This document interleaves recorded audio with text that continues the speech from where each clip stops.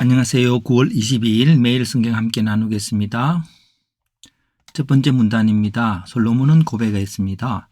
온 마음으로 주께 행하는 자에게 언약을 지키심을 고백합니다. 어디서? 여호와의 제단 앞에서. 어떻게? 이스라엘 온 회중과 마주서고 하늘 향해 손을 펴고. 하나님께서는 다윗에게 하신 말씀을 확실하게 하시기를 구합니다. 언제? 주의 입으로 말씀하신 것을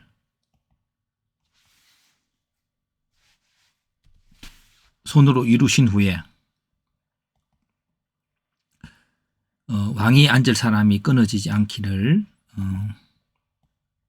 그래서 약속과 성취입니다. 예. 성취가 다스리는 자로서의 다윗의 후손을 보시는 것이고, 그 실행은 솔로몬이 한 것입니다. 하나님께서는 이 성전을 향하여 기도할 때 들어주소서 라고 기도합니다. 성전이 하나님을 용납하지 못하지만, 그래서 여기서 우리가 생각해 보는 것은 성전의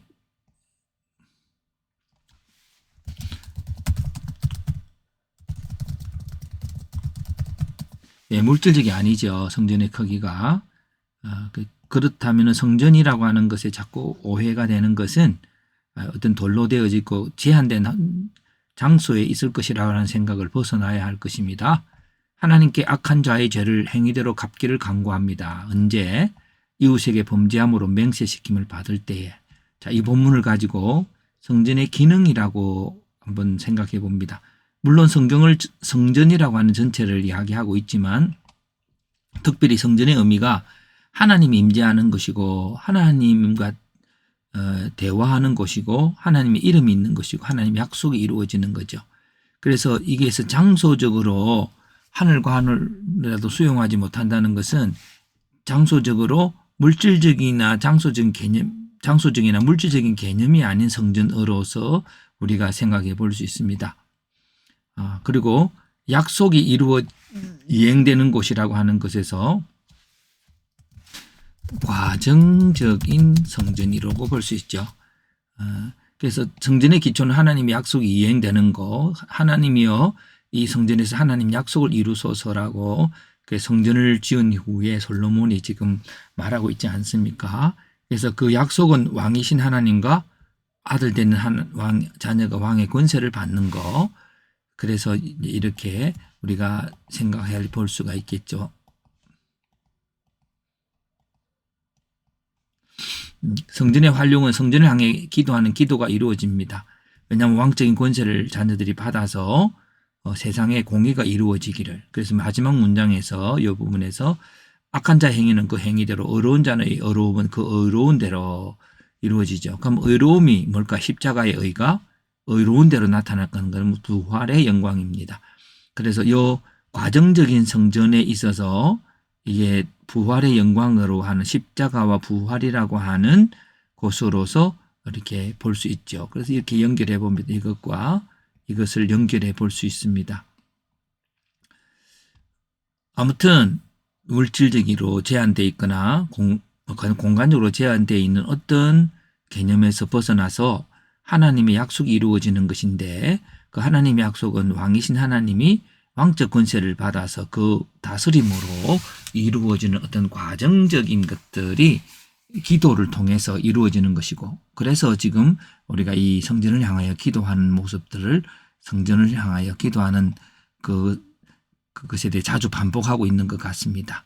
그래서 이제 여러 가지 해석을 해봅니다. 이것은 본문을 중심으로 바로 해석해야 되는데, 조금 이제 그것에 대해서 그리스도적인 기초가 있어야 본문을 정확하게 바로 해석할 수 있으므로 이것은 본문과 조금 벗어난 범위 안에서도 적어봅니다. 성전의 기초는 그리스도이다. 성전을 건축하신 분은 그리스도의 죽음이다.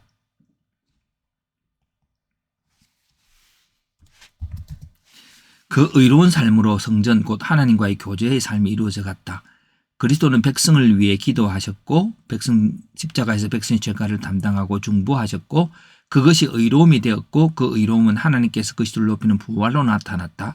십자가와 부활 곧 그리스도의 의로움은 그 의로우신 대로 나타나게 해달라는 것에 대한 표징이다. 특별히 그리스도는 3일 만에 성전을 짓겠다고 하신 것은 십자가의 죽음과 부활로 보여지는 그의 성전된 몸을 보여준다. 이렇게 몸된 성전이라고 할 때에 이 몸된 성전이 생명체처럼 계속 활동합니다. 그래서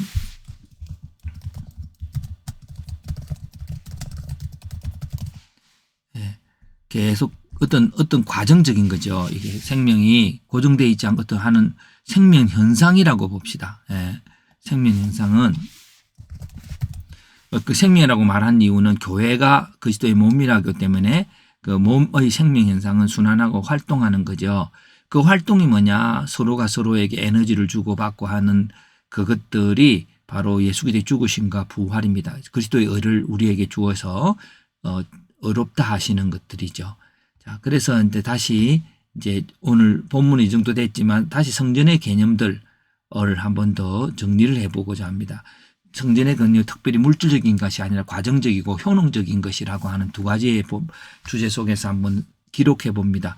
성전은 본질적으로 고정된 건물이나 물질로 구성된 것이 아닙니다. 하나님은 그런 것에 제한되지 않습니다. 하늘과 하늘들이 하늘이라도 주를 용납하지 못하겠거든 위로 하늘 아래로 땅도 하나님을 다 포함하지 못합니다. 그렇다면 하나님이 거하시는 성전은 언약을 실행하는 당사자들의 동적인 삶 속에서 나타납니다. 특별히 하나님을 구하는 백성들의 기도를 통해서 성전의 본래적인 기능이 나타납니다. 이것은 본래적인 기능이라고 했지만 그 기능이 존재하는 곳이 바로 성전이지 않습니까? 그래서 이제 에베소서 2장 22절 끝에 예수 안에서 함께 지어져 가느니라 라고 했던 말들이 과정적인 그런 생명활동으로서의 활동하고 순환하는 그것들을 성전의 개념으로 볼 수 있죠.